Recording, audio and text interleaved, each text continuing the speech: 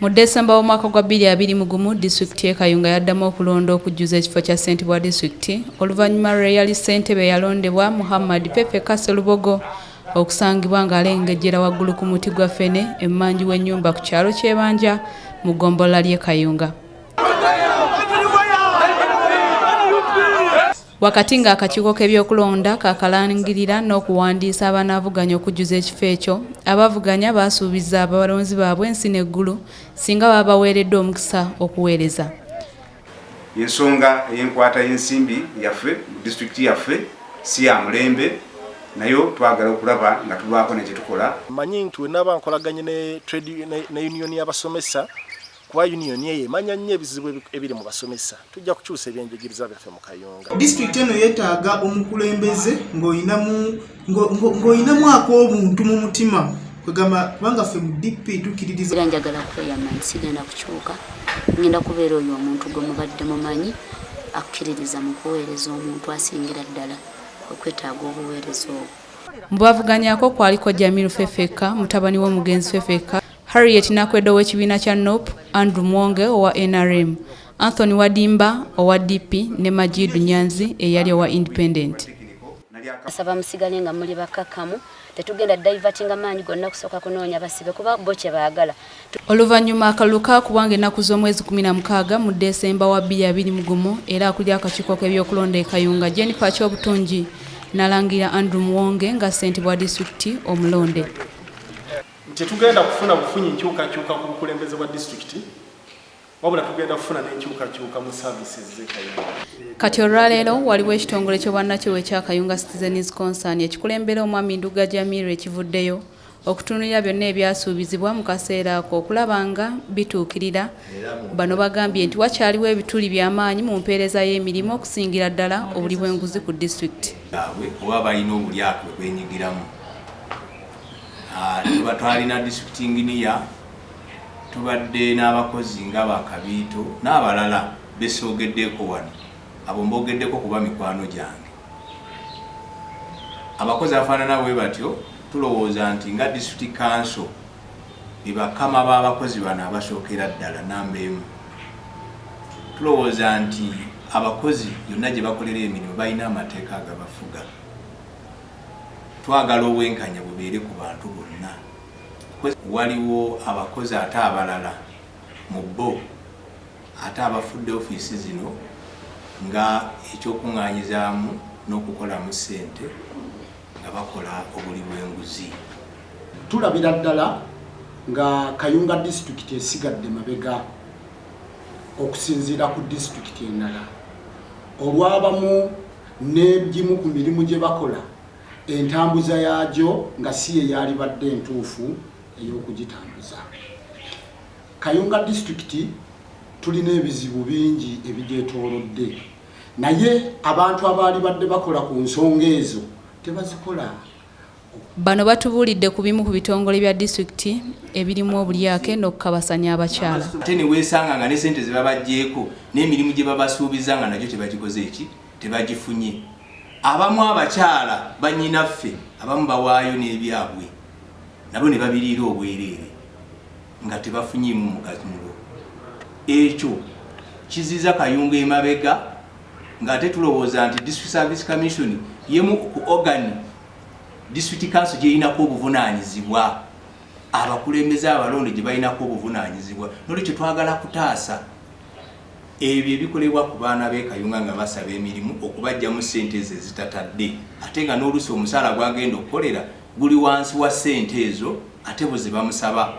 Ekya ssente bwa disitulikiti Andrew Muwonge okuba nti tasula mu disitulikiti bagamba nti nakyo kibakosezza ng'abatuuze. Obunafu obusinga obukulu buleeteddwa omukulembeze wa disitulikiti nti tafuddeeyo okulondoola n'okutuukiriza ebyo ebisaanyizo bye yagamba abantu byagenda okutukolera kubanga naye yennyini talina maka mu disitulikiti muno.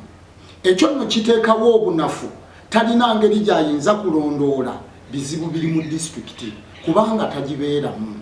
So ng'ate etteeka likkiriza omuntu yenna kituufu okwesimbawo mu kifo kyonna naye likugamba nti bw'omala okuwangula otereeza obutuuze bwo mu kitundu ekyo okusobola okuwa saaviisi eyo etuukiridde abantu b'ekitundu b'okulembera.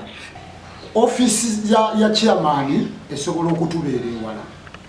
Ekyokubiri nawe tewatuukikako kuba tetumanyi na budde ki bw'abeera mu ofiisi kubanga tetumanyi na gy'abeera. Olw'okuba nti tetumanyi gy'abeera tosobola kugamba nti leero nja kugenda ku Mande, osobola okutambula ku disitulikiti ne weewubayo nga chairman tomulaba. Ate kizibu nnyo omutuuze okumanya disitulikiti council lw'eneetuula kubanga kwolwo lwalina okubaayo gw'olyoka ojje ku disitulikiti onoonye ssentebe. Baweze okugenda mu maaso n'okutunuulira ebitakoleddwa bulungi era basabye bannakayunga okubeegattako. Era tugamba bwe tunaatambulira wano ejja kukulaakulana ku sipiidi ya kizungirizi oba oliawo n'okusinga disitulikiti endala zonna kubanga disitulikiti ezisinga obungi zikuze olw'okuba nti zirina abantu aboogera ku bizibu byabwe. Kakati ffe tubadde tetulina ayogera ku bizibu bya bannakayunga. N'olwekyo Kayunga Citizen Concern olw'okubezza okwogera ku bizibu ebyo tusaba busabi buli munnakayunga yenna yeegatte ku Kayunga Citizen Concern. Sinza ku research gye twafunye gye twakakola mu kaseera kana kano ke twakamala nga tunansete kyaffe kino tusanze ebintu bingi tugeze nga tuzuula emiwaatwa mingi nnyo mu areas ez'enjawulo. Bano boogedde ku bigendererwa by'ekitongole kino. Ffe kino kye tukola twagadde tubawe omukisa batereeze kubanga ffe ng'ekitongole kino tuzze kulabanga tutegeeza abo abali mu ofiisi abalina obuvunaanyizibwa ku ebyo ebikolebwa nga bikyamu babitereeze nga ffe tetunneekwatiramu kubanga omukisa bakyakulina be bali mu ofiisi. Ekiraga ennyumba nti eyo nnyumba gye basulamu buliri kati wetabeerawo buliri kiba kiraga nti eyo yinza okuba nga oba kiwumula omuntu kyawumuliramuko obuwumulize mu budde bwe. Twogeddeko ne ssentebe Andrew Muwonge gwe tusanze mu ofiisi ye ku kitebe kya disitulikiti n'abaako byayogedde ku nsonga zino. Nze siri muntu nnyo gwe atuula mu ofiisi ng'ekimuli era ekyo bannakayunga njagala bakimanye. Nze siri nnyo gwe mugenda kusanga mu ofiisi ng'ekimuli kyammwe weyagalidde Muwonge mu ofiisi ojja musangawo. Ojja kunsangangako mu byalo eyo gye nja okukolera emirimu. Ate ekirala nze we mbeera ewaka isa private ndi ngenze muntu ewange ngenze kubeerako private nange. So guleme kubeera musango nti Muwonge oba tomufunye mu ofiisi ojja kumusanga ewaka. Nsanga nkubira essimu ate n'essimu nazo olw'okuba twagala okukola emirimu. Waliwo ekiseera nga oli mu meeting tojja kubeera ku ssimu. Nze olunaku nfuna essimu ezisukka 200. Oluusi kisukka n'olemererwa n'okubaako ky'okola. Obuzibu obuli mu bitongole bya disitulikiti naddala ekyo ekigaba emirimu gya disitulikiti ekya District Service Commission. Ssentebe Muwonge akkiriza era n'ategeeza nga bwe batandise okutereeza ebitongole bya disitulikiti byonna mpola mpola. Ya District Service Commission ekituufu nze we najjira wano obuzibu bwa District Service Commission bwali bunene era mu bye twasooka okutereeza Secretary wa Service Commission ne tumugjayo. So na ebizibu by'ekitongole ng'ekyo tosobola kubigonjoolera mu lunaku lumu. Bwe twamaze recruitment eno era osobola okugendayo osobola okulaba nti abakozi abaliyo bapya step by step tujja kutereeza District Service Commission.